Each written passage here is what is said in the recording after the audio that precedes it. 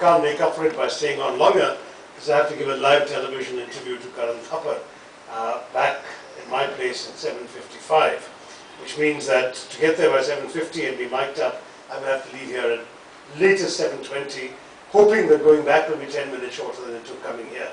That's my problem. So I'm going to really cut short the planned lecture, just give you a few thoughts, and then engage with you in a Q&A for the remaining time, because I think it's far more useful for you, and it'll be more interesting for me to react to what's on your minds, rather than for me to stand here and lecture you, because anything I can lecture you can also read of my writings on Google. So there's no point, I think, in spending too much time on that.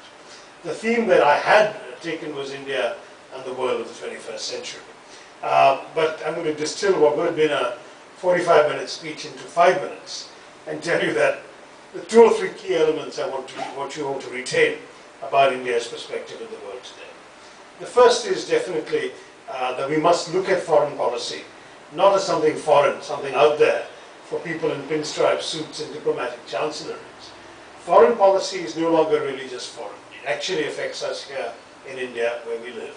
And all of you young people, particularly in management studies, are definitely going to be leading a very international life. As you grow up, you will be definitely in our present globalized environment in companies that have clients, consumers, and interactions with foreign companies and clients, that you will certainly be in a position to be dealing with foreigners all the time. You will probably be traveling abroad much more than your parents were able to contemplate doing.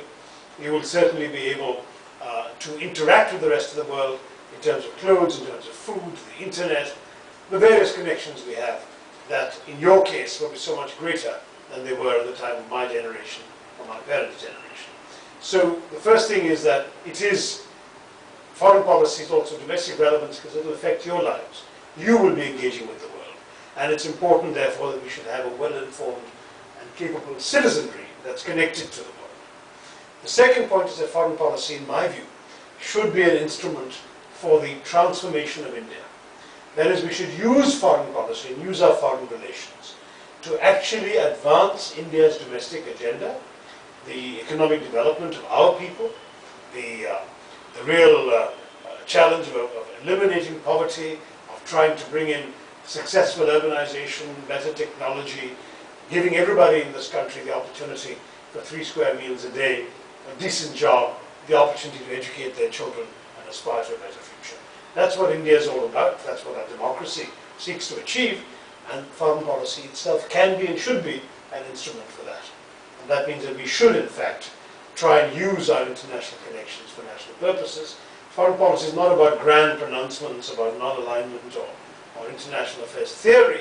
It is about good relations with countries that give us investment, which we need to grow our economy. Good relations with trading partners, whose partnership we need to develop our own systems. Good relations with countries that give us energy security, oil, gas, and so on. Good relations with countries that give us food security, because increasingly our domestic demand for food is outstripping the supply of food that we can grow in our country.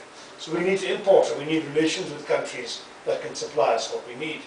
If necessary, we might even go so far as to acquire tracts of land in places like Africa or Latin America in order to grow food for Indians to consume. That's the kind of world we have to look at tomorrow. So all of these changes helping use foreign policy in our domestic interest. A third point I want you all to think about, we've just today, right now, the Prime Minister has arrived in the non-aligned summit in Tehran.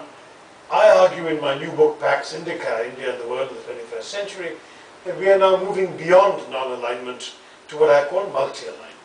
What do I mean by that? I mean that while non-alignment is all very well, and it does reflect our history of anti-colonialism, our emergence from imperial rule, the fact still is that it's not sufficient. It's not the primary, or certainly not the only vehicle for India to explore its ambitions on the world stage.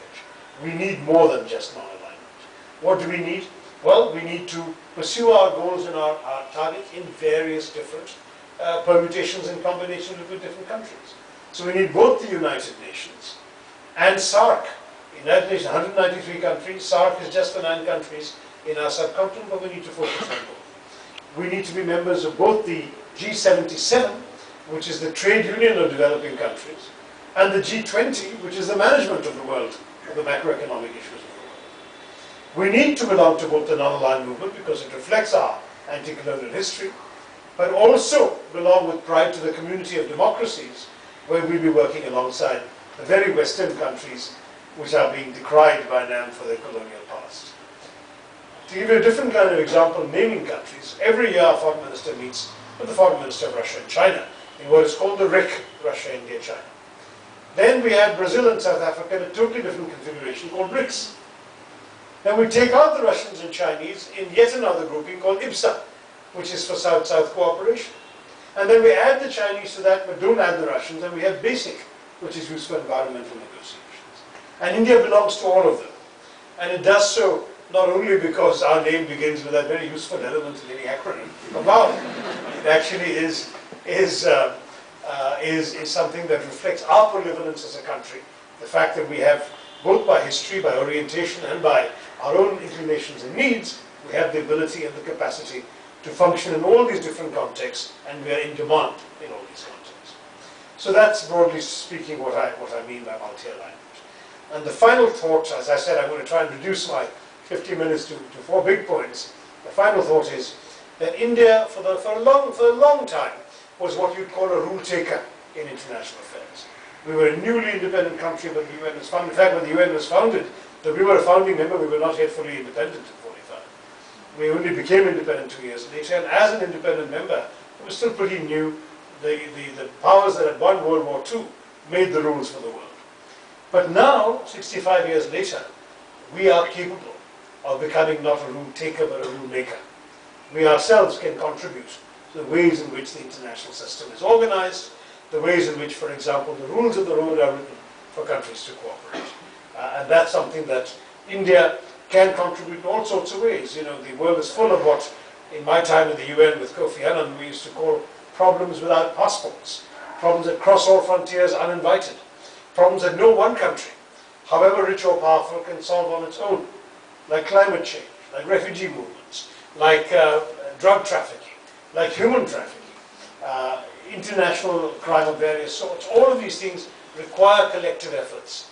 And India, as a good, respected member of the United Nations, and as a large country with a significant capacity of its own, can play a role on everything from all of these examples I gave you, and from cyberspace to outer space, where we have expertise that we can offer.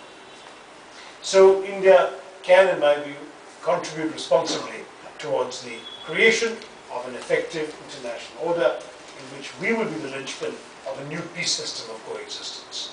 So these are broadly the 4 big points I wanted you all to bear in mind. I wish I could have done this in greater length and tossed in jokes and so on, but I wanted to leave at least 15 minutes for your questions and comments and our interaction. So I'll stop there. Thank you for listening to me, and Jay.